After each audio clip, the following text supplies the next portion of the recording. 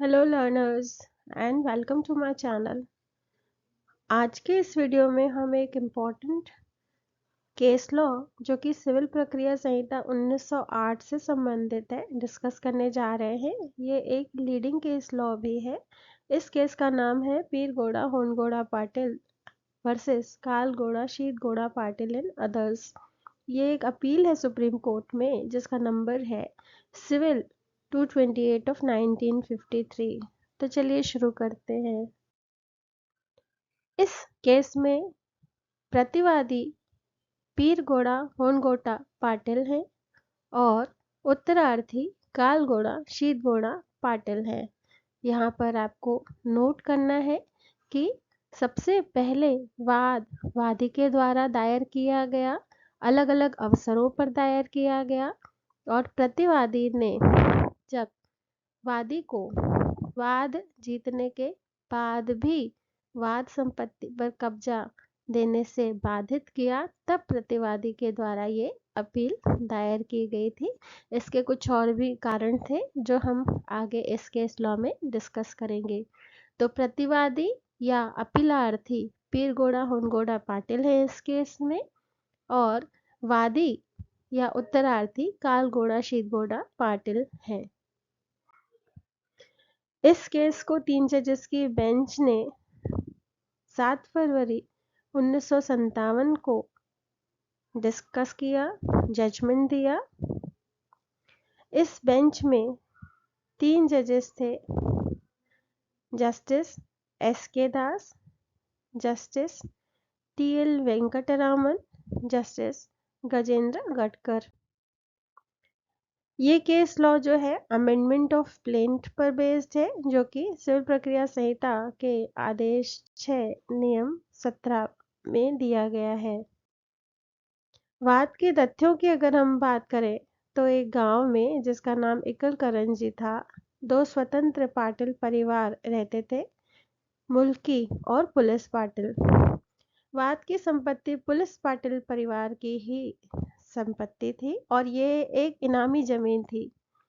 जो शीतगोड़ा पाटिल या शिवगोड़ा पाटिल, जो भी आपको बेस्ट मैच मिले वो नाम आप यूज़ कीजिएगा, उनकी पत्नी भागीरथी बाई नाम की एक महिला पुलिस पाटिल परिवार की ही एक प्रतिनिधि वतनदार थी, जिनकी मृत्यु 1936 में हो गई थी।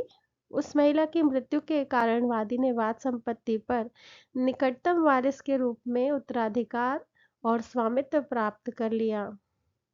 वाद संपत्ति जो कि प्रतिवादी क्रमांक 2 के अधिकार में थी और उसके अधीन भी थी, इसलिए वादी ने संपत्ति पर अपना स्वामित्व घोषित करने के लिए और उस पर कब्जा प्राप्त करने के लिए वाद दायर किया, अपील दायर की, और सर्व संपत्ति से वादी को ही वारिस और मालिकाना हक दिया गया।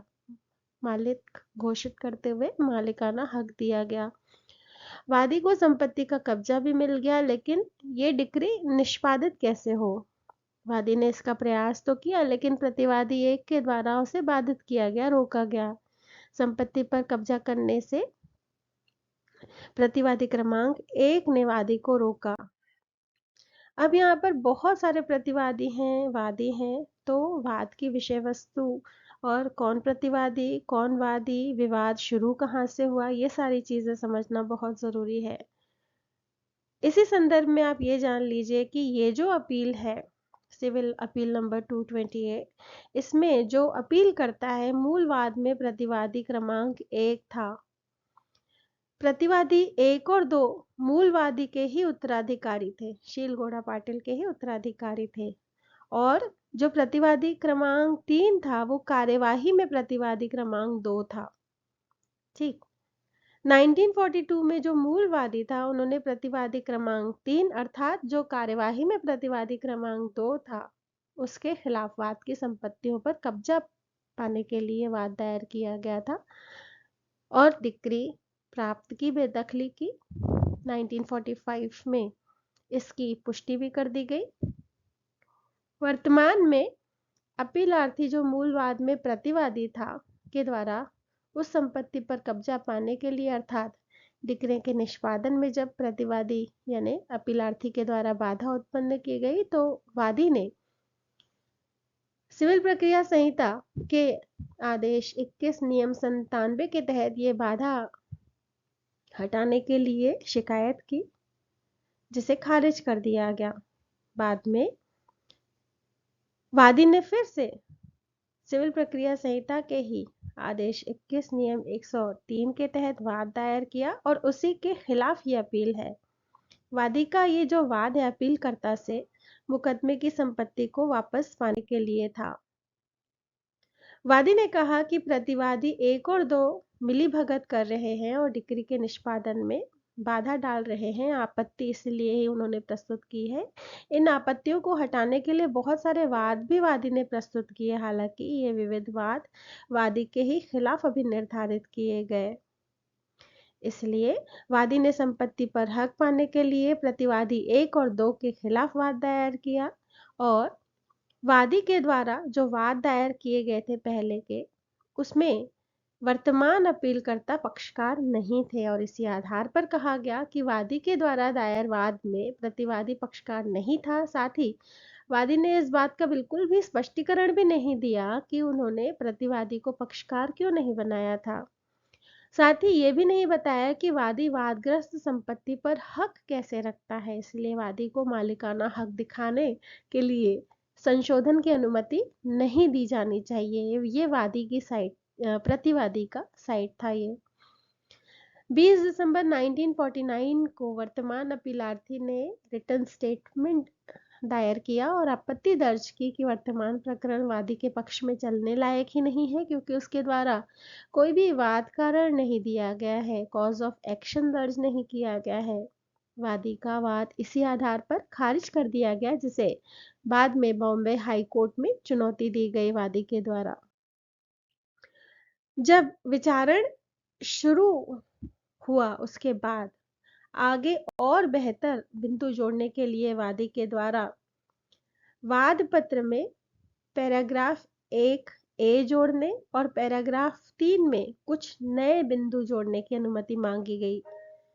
सितंबर 1951 में बॉम्बे हाईकोर्ट के द्वारा वादी को यह अनुमति खर्चे के साथ प्रदान भी कर दी गई। वाद पत्र में संशोधन कर जो 2 नए पैराग्राफ जोड़ने की बात की गई थी, उसमें पैराग्राफ 3 में कहा गया कि प्रतिवादी नंबर 1 जो है वो मुल्की राजस्व पाटिल परिवार से है। उसका पाटिल परिवार पुलिस पाटिल परिवार की सूट संपत्ति से कोई लेना देना नहीं है। बॉम्बे हाईकोर्ट ने व्याख्या करते हुए कहा कि हम जो करने का प्रस्ताव करते हैं उसे करने में पहले प्रतिवादी को एक बहुत ही मूल्यवान अधिकार से वंचित कर सकते हैं, जिसका कि वह दावा करता है उसने प्राप्त किया है, अर्थात समय सीमा यानी परिसीमा की याचिका दायर करने का अधिकार। लेकिन हम इस मामले में यदि पहले प्रतिवादी को उसके पक्ष में और वादी के खिलाफ खर्चे के कठोर आदेश देकर पर्याप्त मुआवजा दे सकते हैं, तो हम प्रतिवादी के खिलाफ कोई अन्याय नहीं करेंगे। मामला पहुंचा सुप्रीम कोर्ट में। अपीलार्थी ने विशेष अनुमति प्राप्त करने के पश्चात उच्च न्यायालय के निर्णय के विरुद्ध उच्चतम न्यायालय में अपील प्रस्तुत की। अपीलार्थी ने पहला तर्क ये दिया कि वाद पत्र में संशोधन प्रार्थना पत्र समय सीमा बीत जाने के बाद प्रस्तुत किया गया है। दूसरा तर्क ये दिया कि इस प्रकार वाद पत्र में त्रुटि को संशोधन द्वारा ठीक नहीं किया जा सकता।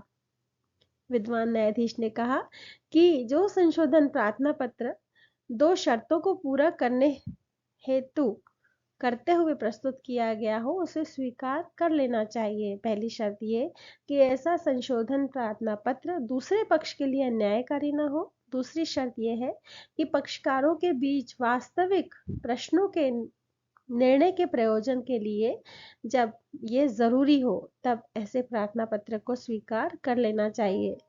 विद्वान न्यायाधीशों ने यह बात भी जोड़ी कि इस मामले में प्रस्तावित संशोधन के माध्यम से कोई नया विवादिक प्रस्तुत नहीं किया गया है, इसलिए इस आधार पर अपीलार्थी की अपील व्यय के साथ अस्वीकार कर दी गई। इस मामले में विधि के 2 सिद्धांत भी प्रतिपादित किए गए। कहा गया कि यदि संशोधन प्रार्थना पत्र प्रस्तुत करते समय कोई नया विवादिक प्रस्तुत किया गया हो, तब ऐसे प्रार्थना पत्र को निरस्त किया जा सकता है। यदि संशोधन प्रार्थना पत्र प्रस्तुत करते समय विरोधी पक्ष को प्रतिकर न दिलाया जा सकता हो, तब भी ऐसे प्रार्थना पत्र को निरस्त किया जा सकता है।